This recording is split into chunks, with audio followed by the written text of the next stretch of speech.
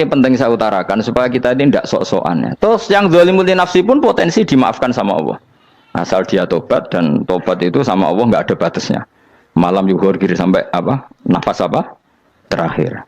Dan kadang orang itu sebetulnya nggak niat tobat, cuma ada perilaku tertentu sehingga dadian Allah itu simpati. Itu juga banyak yang diterima tobatnya Allah. Makanya kata ulama-ulama itu, istighfar itu tidak syarat diampuni. Yang menjadi orang terampuni itu kehendak Allah. Istighfar itu bagian kecil dari syarat-syarat itu. Bisa saja orang tanpa istighfar tapi diampuni Allah. Misalnya Allah dawuh, wa yaghfiru ma duna dzalika limay yasha. Itu bukan limay yastaghfir tapi limay yasha. Contoh masyhur kan, kamu pernah dengar kan ada orang nakal itu, mumisa itu ya kira-kira lonte atau apalah. Dia datang pulang ketika melihat anjing ngeleti pasir, dia berpikir ini kehausan kayak saya. Kemudian dia turun ke sungai memberi minum anjing itu, kemudian Allah memaafkan dia karena itu. Pas itu di semua hadis riwayatnya dia tidak pernah istighfar. Terlalu punya perilaku yang menjadikan dia diampun. Banyak enggak seperti itu? Banyak, makanya wa yaghfiru ma duna dzalika liman yasha. Mayasa itu ya yang digedaki Allah. Bisa saja kalian ini sering istighfar tapi enggak dimaafkan Allah. Tapi delala punya satu perilaku yang cara Allah itu penting, kemudian dimaafkan. Kayak Saharatu Fir'aun itu dia tidak pernah istighfar, tukang sihir Fir'aun. Dia diampuni Allah, dikasih iman tuh gara-gara jadi wong Jogja. Terus ngono tok. Jadi pas mau duel adu sihir. Iku dalah dekne mendingan ya. Qalu ya Musa imma antulqiya wa imma annakuna nahnul mulkin. Monggo jenengan riyen napa kula riyen. Dadi gara-gara dekne didikan Jogja niku.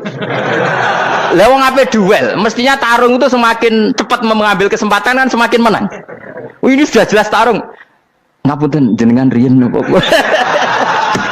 Lha iku pangeran itu terus simpati. Wong kok sopane ngono apa? Akhirnya Allah memberi iman gara-gara apa? Imma antul qiyah wa imma annakuna nahnul mulkin. Monggo jenengan riyen. Lah Musa juga Allah juga enggak terima kalau nabinya kalah sopan. Sehingga Allah memerintahkan Musa adalah sopan. Mboten jenengan mawon. Jadi Nabi Musa qala bal alqu. Jadi Nabi Musa enggak jenengan riyen mawon. Jadi coba itu kan unik. Dia tidak ingin diampuni Allah, tapi adalah dia sebenarnya satu perilaku yang menjadikan Allah itu simpati, yaitu kesopanan dia dengan Nabi Musa. Imma antulqiya wa imma annakuna nahnul. Nabi Musa juga bilang qala bal alqu moga jenengan riyen mawon. Akhirnya sakar nggih nak ngoten. Makanya Fir'aun itu mangkelnya bukan main. Ketika pertunjukan itu akhirnya kan Saharatu Fir'aun kan kalah. Setelah kalah langsung iman. Maka kata Fir'aun, ini jelas Musa itu guru kamu. Cuma pura-pura saja kamu pro saya. Lah buktinya apa? Jare buktinya tadi monggo-monggonan gitu. Makanya Fir'aun bilang innahu lakabirukumul ladzi 'allamakumus sihr. Wah, iku mesti Musa iku gurumu. Padahal dia enggak kenal sama sekali. Cuma gara-gara monggo-monggonan tadi itu akhirnya terus pikirannya Fir'aun. Wah, mesti wis kenal suwi, mau gayane tok. Mergo gara-gara monggo jenengan riyen. Mboten monggo jenengan mohon. Jadi makanya sampean jangan putus asa. Makanya keliru sekali kalau kita bilang diampuni Allah nunggu istighfar. Enggak. Tentu istighfar penting, kita sepakat. Istighfar itu penting, kita sepakat. Tapi itu tidak satu cara-caranya Allah untuk orang bisa diampuni. Nabi misalnya ngendikan ana wa kafilul yatim ka hatani fil jannah. Coba. Orang sering istighfar sama kafilul yatim, kira-kira surganya cepat mana? Cepat kafilul yatim meskipun enggak istighfar. Boleh istighfar terus tapi medhit ra karuan. Tak jamin pun rokok alamatnya medhit jelas nen rokok aku roh. Wis jelas. Al-bakhilu qaribun minan nar, jelas alamatnya deket-deket situ lah, paham ya? Wis jelas as-sakhi qaribun minallah, qaribun minan nas, baidun minan nar. Nah al-bakhil baidun minallah, baidun minal jannah, qaribun minan nar. Jadi wong medhit itu ya deket-deket situ alamatnya sudah jelas deket-deket dengan neraka. Ana wa kafilul yatim ka hataini fil. Berapa? Apa semua yang dimaafkan Allah Nabi nyebut syaratnya istighfar? Kebanyakan malah enggak. Orang alim misalnya. Makanya orang alim kalau jarang istighfar kamu enggak usah iri. Orang alim tuh mulang tok, itu langit bumi mintakan ampun. Wa innal alima lastaghfiru lahu man fis samawati wa man fil ard hatta khitan fil bahr. Orang alim itu otomatis dimintakan maaf oleh langit dan bumi sampai iwak ning laut. Mulane jendur Gus Pak jangan istighfar. Aku sing istighfar is akeh sembrono. Langit bumi no. Mulane kula nu jarang istighfar bukan karena saya sombong, memanfaatkan istighfar mereka, no? Dan saya yakin itu lebih mandi timbang istighfar saya. Ngon koman fi samawati nglebokno Jibril, Mikail, orang-orang keren, no? Makhluk-makhluk no? Keren. Saya baru cari hadis yang wa innal muta'allim sing ijek belajar tapi belum ketemu. Nanti kalau ketemu tak kasih tahu apa? Karena hadisnya yang saya baca masih wa innal alim apa? Orang alim jadi agak ketat. Nah, nanti kalau sudah ketemu wa innal muta'allima. Wah, nanti dicari. Tapi pasti palsu kalau ada itu. Karena semua tagnya itu apa? Alim. Atau ya kamu alim dibanding yang di bawahnya. Ya semoga itu masuk apa? Jadi dibanding orang Papua kan harus alim. Saya ulang lagi, ini penting sekali. Jadi latihlah jangan punya gerakan takfiri orang lain dianggap kafir, orang lain dianggap kafir, karena Allah tidak pernah mengusir hambanya. Meskipun apapun salah dia, kata Allah tetap faminhum. Apa? Faminhum. Hum itu rujuknya ke yang depan. Jadi termasuk orang-orang yang saya pilih adalah faminhum zalimul li nafsi. Tetap dia di arena itu. Nisbatnya Islam ya tetap di area Islam itu. Meskipun yang ya kayak warga Indonesia coba. Warga Indonesia itu siapa? Yang terlahir di Indonesia dan ber-KTP kartu keluarga Indonesia sudah. Nanti tentu yang bajingan tetap bajingan, yang koruptor tetap koruptor. Tapi menjadi warga Indonesia terus keluar dari warga Indonesia, tetap warga Indonesia. Kira-kira seperti itulah analoginya. Tetap istofaina, tapi tetap berstatus faminhum dalim. Tapi rujuknya kan tetap faminhum ikut setengah sangking alladzina tofaina. Mulane ngaji sing tenanan. Kowe ora usah anut khawarit. Khawarit ku opo ngamukan. Sidik-sidik wong liya salah yo apa-apanan. Loh saya juga mangkel be wong dolim. Semua orang soleh mangkel be wong dolim. Tapi ya dihukum saja. Misalnya dalam Islam ada kisos, ada ada hadul qadzaf, hadus sariko. Ya hukuman saja. Tapi hukuman itu tidak bisa menghilangkan status. Ya sama seperti manusia tetap manusia. Meskipun apapun dia ya manusia. Ya tadi misalnya manusia itu siapa? Ya manusia itu ya manusia. Terus kamu bikin orang yang standar ideal manusia adalah yang berperilaku baik, yang enggak pernah salah. Kemudian kalau Zaid itu maling berarti tidak manusia. Terus barane apa? Ketek. Tidak bisa, makanya kembali lagi dinul aja. Kamu bikin definisi manusia itu tidak usah seangkuh itu. Manusia seperti ini manusia ya sudah, maling ya manusia, orang soleh ya manusia, orang sedengan ya manusia. Lelaki itu apa? Yang punya alat kelamin penis itu lelaki, titik sudah. Sehingga nanti warisannya ya dia lelaki. Sholatnya dia bergaya. Kamu tidak usah bilang gini, lelaki adalah yang cakap memimpin, yang maco, yang kuat. Jika kalau tidak seperti itu namanya perempuan. Terus kamu membolehkan yang seperti ini jadi makmumnya perempuan. Imamnya perempuan sing maco. Kacau enggak kalau agama nuruti logika-logika itu? Enggak jawab aja. Kacau. Lalu lucunya sekarang banyak kecerdasan yang mengarah ke sana. Makanya agama ini jadi kacau karena sudah ada dinul ajais.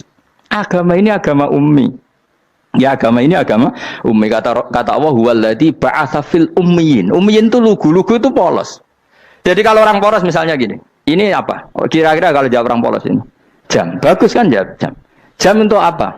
Penunjuk waktu ya sudah seperti itu. Tapi kalau orang engkek, ini itu apa jam? Itu barang murahan. Bulat kan oleh jawab. Ono numpak mobil carry itu apa? Itu black melaku. Yang mobil itu Alphard. Jadi kacau. Enggak boleh agama dibawa ke sana. Apa? Agama di sana dibawa ke sana. Nah itu madzhabnya ahli sunnah apa? Wal jamaah. Ketika Rasulullah ngendikan la yu'minu ahadukum hatta yuhibba li akhi, ora kok diarti ini ora iman. Jika yang menyala itu tidak iman, tidak seperti itu cara mengartikan ahli sunnah wal jamaah. Karena status itu tidak pernah hilang. Yang hilang hanya kesempurnaannya. Paham ya? Kesempurnaan kita jalani manusia hilang karena kita maling, karena jadi koruptor. Tapi tetap kita manusia. Kesempurnaan kita sebagai orang mukmin hilang kalau kita fasik. Tapi kita tetap mukmin. Paham ya? Makanya setiap hadis gitu kata ahli sunnah la yu'minu imanan kamilan. Wis dong ya? Dong. Ya terus alhamdulillah subhanallah. Ya doa alim semua malam rolikur. Malam Lailatul. Aku kadang yang melok goblok aduh. Saya itu sering dididik sama bapak saya, sekumpul wong akeh ya kudu melok goblok guys.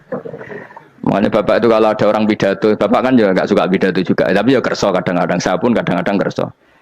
asal sing ngutus pernah guru, pernah sepuh kadang ngersana. Bapak nak bahas pengajian domongin balik dari Bapak, malah bingung. Ngomong apa wae.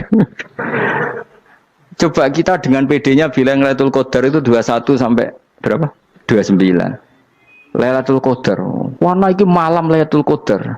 Lalu Lailatul Qadar keren tuh karena apa coba? Karena nuzulul Quran. Lalu nuzulul Quran tanggal 11. Lalu Lailatul Qadar tanggal berapa? Oh, ada nih. Alhamdulillah. Tapi ini jangan jadi keiskalan yang masif itu sudah difitnah itu. Coro Gus Bak, ya coro Gus Bak, coro Quran ngawur gitu. Sembrono. Memang aku tidak pendapat tentang Quran, ya dan ayatnya seperti itu.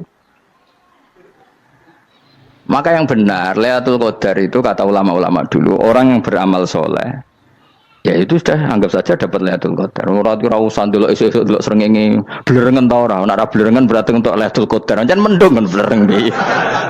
Terus bengi angite sayup-sayup. Anggere dini hari ya sayup-sayup blok-blok aneh-aneh wae. Lah nek pikir sego ora, berarti wong laut gak tarah untuk Lailatul Qadar. Mergo segoro kidul langine bianter. Lah nek ning Dieng ya mesti sayup. Mau angin tok gunung wis kesel dadi ora sayup-sayup. Gawe ukuran ojo ngono, gawe ukuran ngono rak wong Dieng luwih ngrasa entuk Lailatul Qadar timbang wong segoro kidul. Segoro kidul angine apa? Buanter. Padahal alamate piye? Sayup-sayup. Mana-mana. Maksudnya alamat ngono iku ora ngono, maksudnya ayat iku Kanjeng Nabi mbadhawuh ngono, maksudnya ora ngono. Wes dong ya. Ayo Lailatul Qadar tanggal aku seneng wong bodho. Kowe enak urip wis happy no? Happy. Ya saya ulang lagi ya. Jadi kejati dirian itu tidak bisa hilang dengan standar keidealan. Yang hilang itu standar apa? Keidealan. Misalnya kita maling ya eman lah sebagai orang mukmin kok maling. Warga Indonesia kok kriminal tuh eman, tapi dia tetap orang Indonesia. Orang Islam tetap Islam meskipun dia fasik. Sebab itu Allah ngendikan faminhum zalimul linafsi. Sebagian dari orang yang saya pilih dia adalah orang dolim. Ya dolim saja. Kamu jangan kamu katakan kafir ya dolim saja. Dolim kira-kira maknanya kurang ajar, kacau, kriminal. Tapi kan tetap dia orang Indonesia. Paham ya? Ya tetap dia orang Islam. Tapi Islam yang dolim. Ya seperti saya sering cerita. Saya pernah ketemu orang alim melaku-melaku di Tuban. Iku pilih tanggamu. Wong Islam kok doku. Wong Islam kok doku umat Islam kok do mabuk. Ya tentu oknum ya.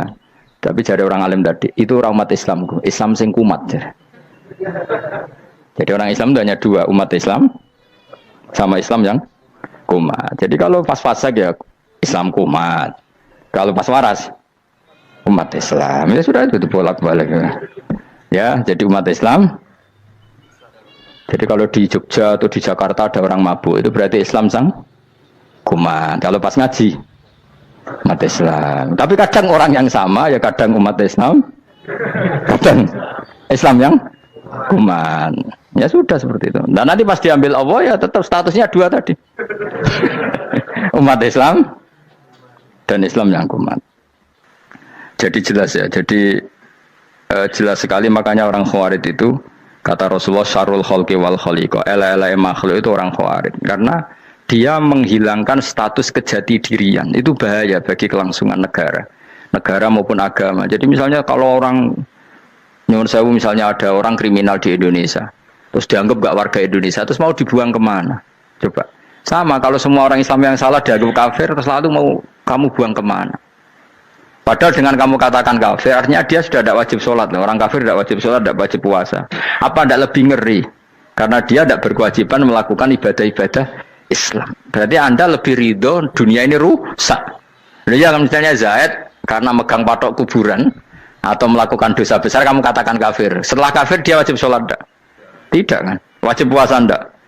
Berarti kan malah jura-jura. Karena mendorong orang keluar dari ring permainan kesalehan. Tapi kalau kita katakan Islam, kemudian kita bina. Kan ini jadinya aset. Dengan kamu katakan Islam artinya menjadi aset kan? Bandingkan kalau kamu katakan keluar. Paham ya? Makanya Nabi ngendikan ala-ala umatku itu apa? Khawarij. Karena ini bahaya. Bahaya. Negara juga gitu. Andai kan kita berpikir ekstrim, yang melanggar negara tidak warga Indonesia. Yang demo tidak warga Indonesia. sing beda pendapat dengan pemerintah enggak warga Indonesia, negara ini habis. Kehilangan 50% warga Indonesia.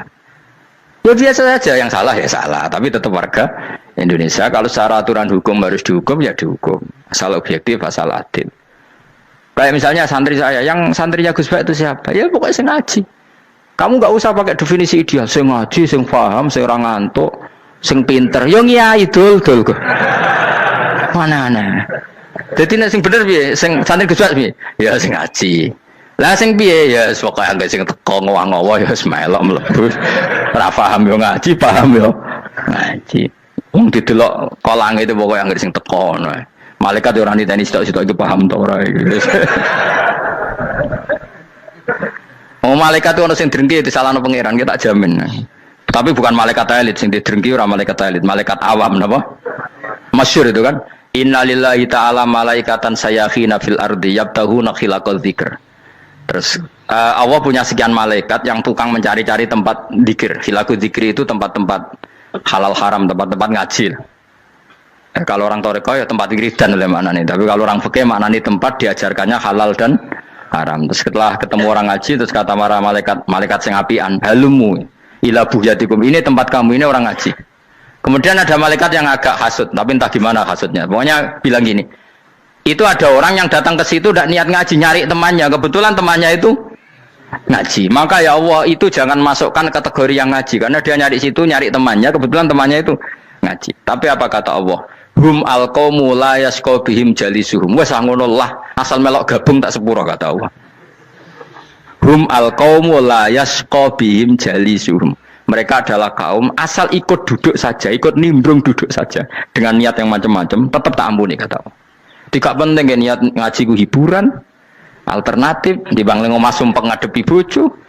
Wes gak penting kabeh. Wong anggere melok nimbrung sah. Enak loh. Nah, ya alhamdulillah. Sauni-unimu. Jadi agama itu pokoknya jangan kulino merubah kesestatusan.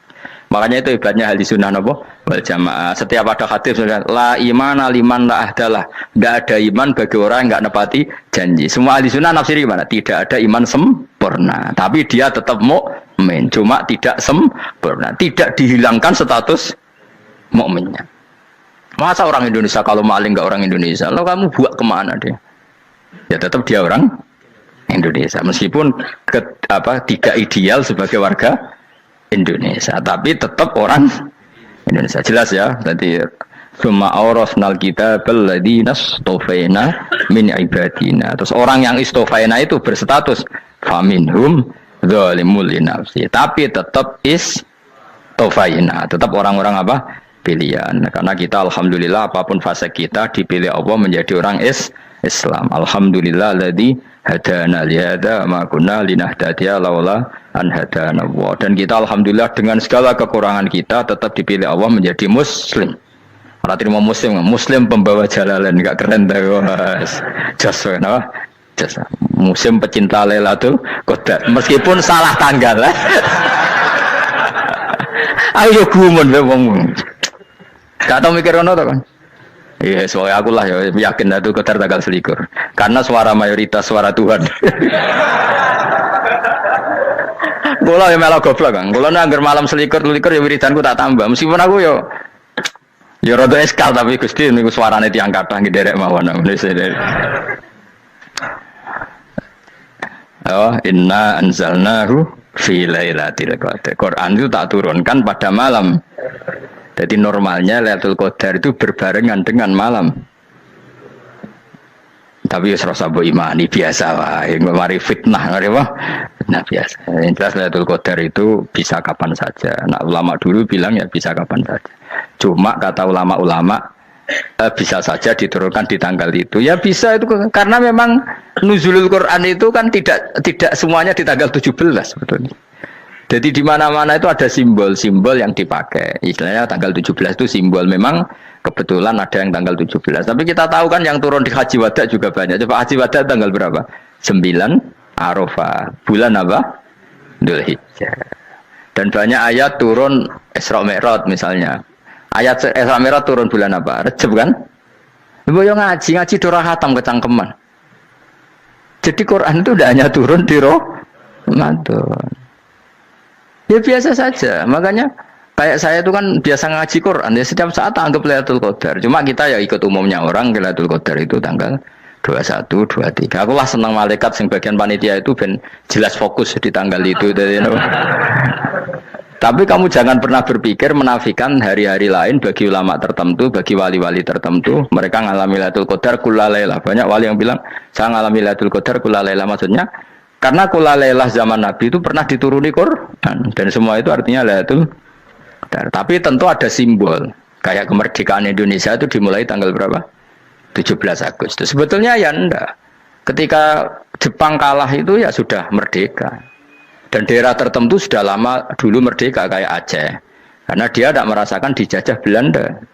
Daerah tertentu ada setelah diproklamasikan tetap berjibaku dengan penjajah. Banyak enggak ketika diumumkan kemerdekaan masih yang berjibaku ngelawan penjajah? Banyak. Tapi kita butuh simbol. Jadilah kita ngambil 17 Agustus. Ngono kok ra iso. Jadi tanggal itu ada tanggal hakiki, tanggal simbol. Meskipun yang hakiki ya simbol, simbol ya hakiki. Dong ya? Alhamdulillah. Ayo kok pinter aku yo. Maksudnya ben kulino mikir, ben urip itu gak glonyar-glonyor ora jelas. Wah, lu semoga goblokku barokah menang itu. Karena saya itu kenapa kok tahu goblok barokah itu gini ya. Satu supaya saya tidak takabur ya. Saya akan kecelok wong alim berat takabur. Dua aja wong goblok ya ono pinter ya, Mas.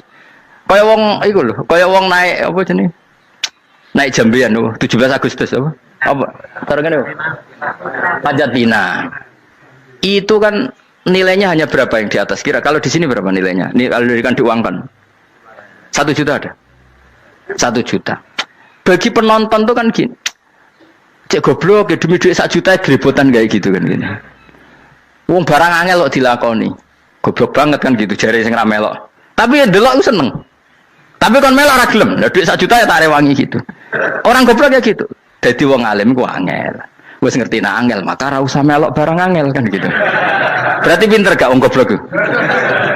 Tak warai ya. Dadi wong alim iku angel. Maka saya menghindari barang angel. Menghindari barang angel itu satu kepintaran. Berarti orang bodoh adalah pintar. Tak warai. Jelas ya? Jelas ya? Alhamdulillah. Makanya kula niku kadang kok pinter kowe mbak aku. Karena kamu tahu ngalim iku angel. Menghindari barang sukar itu pinter. Berarti wong bodoh iku pinter. Tapi pinter dalam kebodohan. Makanya harus respect. Wong bodoh iku napa? Respect. Dia tahu ngapal Quran angel, ngapal hadis angel, maca jalalan angel. Suatu yang angel harus dari menghindari barang angel adalah kepintaran. Wes ngono ae. Dadi kadang-kadang lagi Gus Bab aku pinter aku. Kok iso? Dia tahu barang sulit kok dikejar. Itu kan satu kebodohan. Wes sauni-unimu ngono dadi. Dan kau syukur dadi bodoh yang syukur karena ternyata punya sisi kepintaran juga. Dalam kebodohan kita ada sisi apa? Kepintaran. Mun kula terusno. Allah itu siapa? Alladzi ahallana darul muqamati min fadlih. Allah dirupani dat ahalla kang manggono sapa ladina ing kita darul muqamati ing omah kang dadi hunian. Aili qamati rumah sing dadi hunian min fadli krana mu anugrahi Allah. Nggih kula nyontokno bolak-balik nggih. Semua ini kita di surga nanti berstatus lamanya-lama itu semua karena fadlnya Allah. Karena amal kita tidak cukup. Makanya Rasulullah pernah ditanya, ya Rasulullah betul orang surga masuk surga karena amalnya tidak, karena fadlnya Allah. Saya berkali-kali cerita dalam kitab-kitab tasawuf diterangkan ada seseorang yang enggak pernah maksiat, hidupnya taat. Kemudian ditanya sama Allah, kamu masuk surga karena apa? Saya karena enggak pernah maksiat, taat terus. Kata Allah, ya sudah kamu di sini aja 80 tahun. Ya kamu enggak apa-apa di surga sini berapa 80 tahun. Si Abid tadi, ahli ibadah tadi protes, katanya surga itu selamanya lama. Iya, kata kamu kan karena amal kamu di dunia kan hanya 80 tahun, umur kamu kan hanya 80 tahun, ya berarti surga kamu 80 tahun dong, karena kamu menganggap surga karena amal kamu. Fair kan? Amal 80 tahun surganya. Tapi kata jenengan surga itu selamanya lama. Sing selamanya lama itu fadolku itu gak ada habisnya. Kalau amal kamu ada habisnya. Terus kata orang tadi, "Ngimpun Gusti kula mbuska fadhole jalan." Gak, aku kecewa jare. Jadi orang itu harus pakai logika. Makanya agama ini ojo nuruti cerdas sing enggak punya sanad. Lalu gunanya amal apa kalau kita masuk surga mergo fadhole pangeran? Bocah kok geblek gendeng campur gak di sanad. Kita ini punya sanad dari guru-guru kita. Kalau semua surga wa mensifat itu min fadli, ada unsur fadlnya Allah meskipun kita ngamal. Karena tadi kalau karena amal kita hanya sak soleh-solehmu 80 tahun. Iku enak soleh terus. ABG puber pacaran tua dadi mubalek ya ta ora? Ayo ngaku ae. Tuane delok nduang dutan gede-gede sunah Rasul. Coba kewapir suwi bareng Islam anyaran sudah dadi mubalek banyak. Artinya enggak 80 tahun total kita jadi orang apa? Soleh. Mustafa teteng soleh ya lagi gayane saiki khusyuk. Bisa numpak trail gaul. Untung rengono Harley dhisik. Nah, kalau karena amal kita berarti kita di surga hanya 80 tahun. Terus kata Allah, ya, tapi kata jenengan surga selamanya lama. Yang selamanya lama itu fadl saya. Anugerah saya itu tanpa batas. Makanya kita tetap yakin kita seperti ini nanti di surga itu kabeh fadlih Allah, seperti nas di sini apa alladzi ahallana darul muqamati min fadli, bukan karena amal tapi apa min fadli. Bahwa amal kita itu ikut dipertimbangkan iya, tapi ya termasuk yang dipertimbangkan, bukan segala-galanya. Yang paling menjadi abadi di surga adalah fadli Allah, karena fadl dan rahmatnya Allah itu yang tidak terbatas. Jelas gini ayatnya apa alladzi ahallana darul muqamati min fadli. Laya masuna orang kepona ing kita via ing dalam jannah apa nasobun apa kangelan eta abun desi kangelan walaya masuna lan orang menyentuh na ing kita via fil jannah apa luhubun apa kerepotan ya untuk kesip kepayaan minata api saking repot li ada mitaklifi krana ora anane mukallaf via ing dalam jannah ning swarga supaya enak ora perlu traweh ora perlu macem-macem semen kelon nabi dari sing nganggur-nganggur semen kelon nak sing soleh-soleh papan atas sesuai pangeran sesuai kelas masing-masing napa sesuai apa kelas masing-masing. Nah sing kuapok melarat menawa numpak ampat ngalor gitu tuwabrakno bariku njaluk meneh tuwabrakno meneh. Saking dendame ning donya ora alpat ra iso numpak. Dadi numpak kan ya cemplungno jurang wae ya. Bariku njaluk apa? Anyar meneh. Bojo ngono sing wayu bawa gentine, buak gentine. Saking dendame di bojo elek ning donya. Serapo bos gak masalah ini swarga aman apa? Wa dzikrusani uta nyebut sing kedua atabi'i kang anut lil awali maring sing awal li tasri karo nyeplosno binafsi lan nafekno lugu.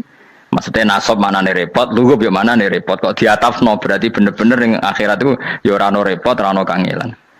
Waladina uta wong akeh kafaru kang kafir sapa ladina, iku lahum tetep kedhe ladina naru jahannam mauten neraka jahannam. Orang-orang kafir itu pasti masuk neraka. La yuqta. Maksudnya kafir dengan definisi yang mati alal kufri. Kalau masih di dunia kamu tidak bisa menvonis si A si B pasti kafir karena finalnya adalah di husnul khotimah atau suul khotimah. Maka status sekarang.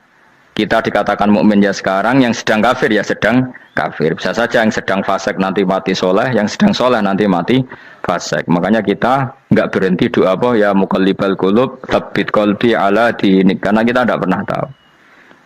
Makanya status kafir ya wa matu wa hum kuffar. Sebagian ayat apa wa matu wa hum kuffar, status yang permanen adalah dalam keadaan mati, dia dalam keadaan kafir. Tapi kalau masih di dunia gini nggak jelas. Makanya saya suwun ya, kalau kita harus toleransi sebagai warga Indonesia, kalau kamu orang alim, toleransi atas nama agama, karena yang sedang kafir pun tidak jaminan selalu kafir. Jadi kita tidak perlu musuhan, karena memang semuanya tidak mesti. Ya itu kalau atas nama nopo agama. Kalau atas nama negara ya memang kita berkawan atas nama sama-sama bangsa nopo Indonesia. Kalau atas nama agama ya memang nggak mesti juga. Bisa saja mereka husnul khotimah. Kita tidak pernah tahu. Makanya Allah terbilang waqulu linnasi siapa husna, dengan siapapun yang baik. Lah soal nak diperangi kita perang ra kudu wong kafir. Lah kowe lape dibaca wong Islam ya males. Lah kowe meneng ae disembelih. Wah. Ya soal itu kan bab sial, bab mempertahankan apa diri. Itu udah harus dengan orang apa? Kafir. Misalnya ada penjahat mau membunuh istri kamu tentu dibolehkan Islam melawan. Paham ya? Makanya di kitab-kitab fikih diterangkan ada bab di mana harbi itu kafir yang melawan kita itu boleh kita lawan. Tapi kata sarah itu udah harus kafir. dalam konteks apa? Kita mau digarong orang atau istri kamu mau diperkosa orang, ya kamu wajib melakukan perlawanan. Jadi tidak adifa anil dzali apa adifa anil nafsi. Makanya Nabi mengatakan mangkutila duna mali bahwa syahid.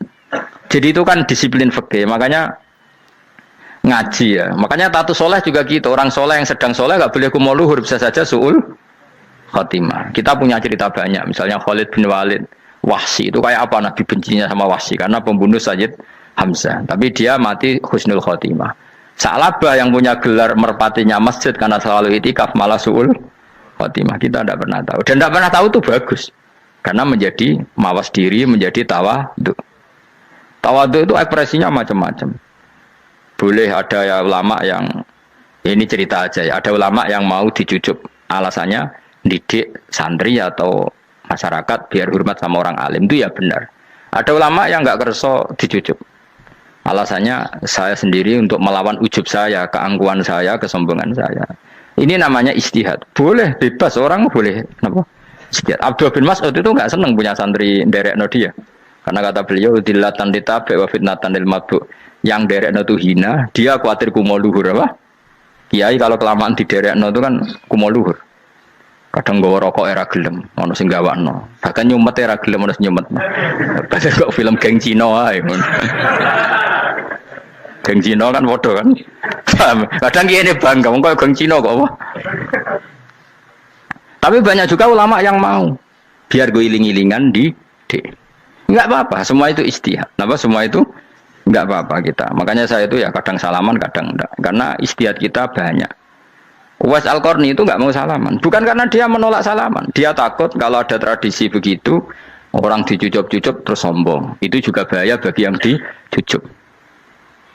Tapi ya salaman tetap sunat. Kita tetap yakin salaman itu sunat. Karena mendidik anak atau masyarakat hormat sama orang alim. Tapi kalau itu terlalu masif, nanti orang yang abal-abal menjadi keangkuhan. Delok wong sakmenake nyucup aku kabeh, keren gak? Keren apa nih? Soalnya jangan ditektir pun rokok aneh-aneh. Enggak ada yang keren di dunia. Yang keren adalah makanya Salman Al Farisi ketika dia sukses menaklukkan Persia, itu mau syukuran. Kata Salman Al Farisi, enggak Jong. Kalau saya nanti masuk surga, saya mau syukuran. Tak undang namanya. Kau juga punya rencana syukuran di surga. Nanti tak undang sama. Dan enak kan nggak usah biaya undang. Pesta besar-besaran. Enak seneng dugem-dugem. Ini kono rano maksiat. Sekono go babonmu, widadarimu go. Piro kan widadari ora jare 70. Piro Mas? Engke rencana piro Mas? Piro? Rokon 70 Mas. Nanti tak undang. Saya punya rencana, pokoknya sekali masuk surga bersyukuran besar-besar. Kayak tak undang ra ono berarti ning neraka.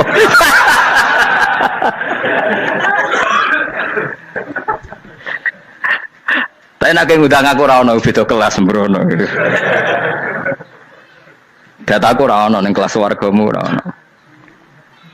Kata Salman Al Farisi gini, kamu ndak usah muji saya kan dia dipanggil ya Karim, kamu orang terhormat. Kata Salman Al Farisi, indakhaltul jannah fa ana karim wa indakhaltun nar fa ana laim. Jadi saking sopannya ashabu Rasulillah itu ada yang dipanggil ya Karim aja tidak mau. Tunggu Jung ya, panggilan itu sematkan saya nanti ketika saya masuk surga. Kalau saya masuk surga fa ana karim, saya berstatus orang mulia. Tapi nanti kalau saya masuk neraka fa ana laim, saya orang yang terhina. Jadi dulu ashabu Rasulillah seperti itu. Terus ada ulama yang melawan nafsunya macam-macam. Misalnya saya milih jarang ada sowanan, saya dapati senang banyak santri sowan. Tapi bukan karena benci enggak. Karena saya takut sebagai orang yang sangat terhormat.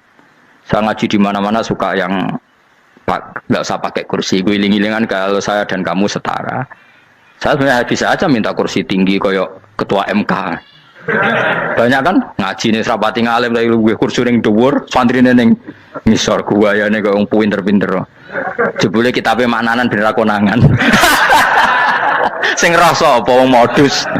Ya tapi tidak suudzon ya, tapi ya ono tenan paham. Tapi kalau saya cara berpikir sederhana, kita kan sama-sama umatur Rasulillah, ya sudahlah hadin sawa. Lho andai kan kamu sanggup maca kitab ya gentenan ra masalah. Kadang dia maca aku ngrungokno, kadang aku maca enggak apa-apa. Nah ono sing wani. Tapi sekali salah tak lorot nah. Jadi dulu sahabat itu biasa. Ada yang cara ekspresi tawadhu kayak Uwais Al-Qarni enggak mau salaman karena takut dicucup. Ada yang suka salaman karena mendidik. Banyak cara mereka melawan nafsunya sendiri. Melawan apa? Nafsunya. Istri saya itu dari keluarga pondok Jawa Timur. Itu dulu iskal sama saya, janggal. Karena anak saya kalau mau jajan itu saya tidur pun dibangunkan. Pak bangun, saya minta uang. Itu ya sampai sekarang begitu. Istri saya itu iskal, janggal. Karena janggal kan ada Jawa Timur sopan sekali sama orang tua. Tanya saya.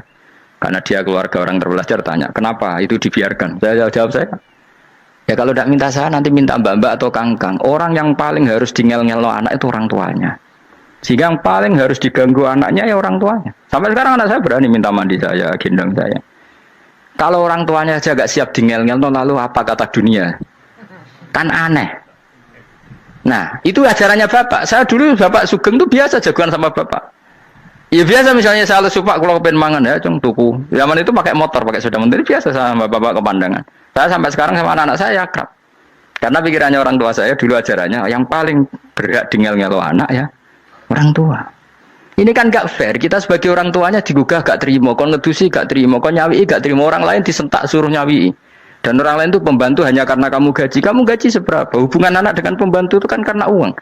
Kamu ingin berbasis hubungan hanya karena itu goblok sekali. Hanya istri saya nerima. Jadi ini bukan berarti saya bikin konsep begitu ya. Ini cerita saja. Banyak guru-guru kita termasuk orang tua saya kalau ngajarkan gitu. Tapi ya tentu ada orang yang ngajarkan anak oleh gugah wong tuane pas turu. Ya kalau pas turu ada alternatif ibunya nggak apa-apa. Kalau nggak ada ibunya juga nggak ada. Terus alternatifnya orang lain kan buruk sekali.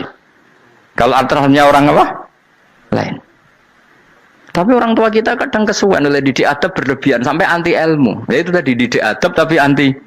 Oh gugah wong tuamu, wong turu digugah. Akhirnya nyon sewu minta tonggo, pernah bulik bude yang kadang nyon sewu mereka sendiri susah kan, nggak punya uang kan terjadi kacau.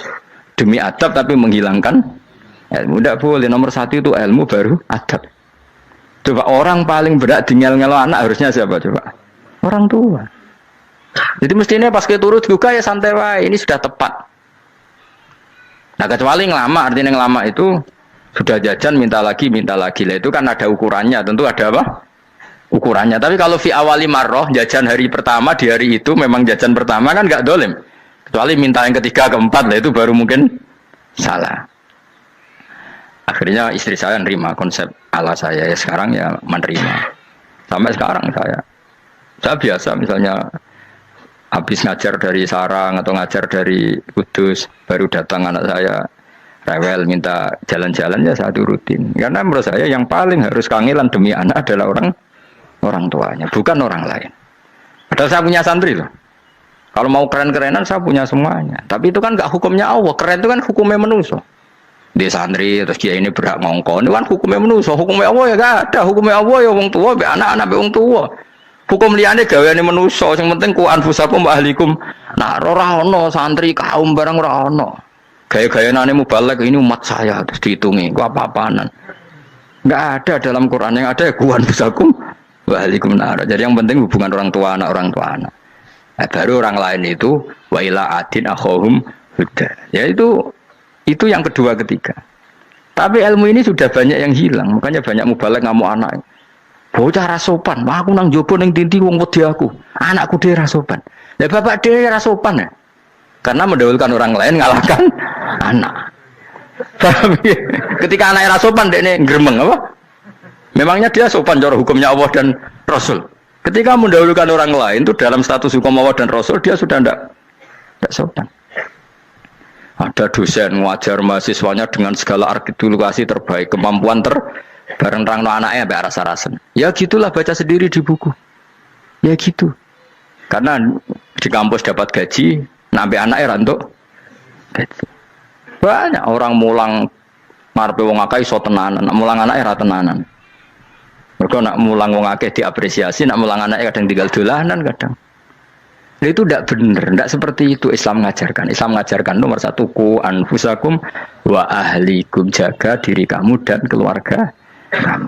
Makanya Rasulullah itu ngajari sholat Hasan Husain diajarin sendiri cucunya, diajak ke masjid diajarin. Meskipun jadi beri hak-haknya sebagai seorang anak, numpain Nabi ya dibiarkan, tapi diajari kebaikan diajarin sendiri.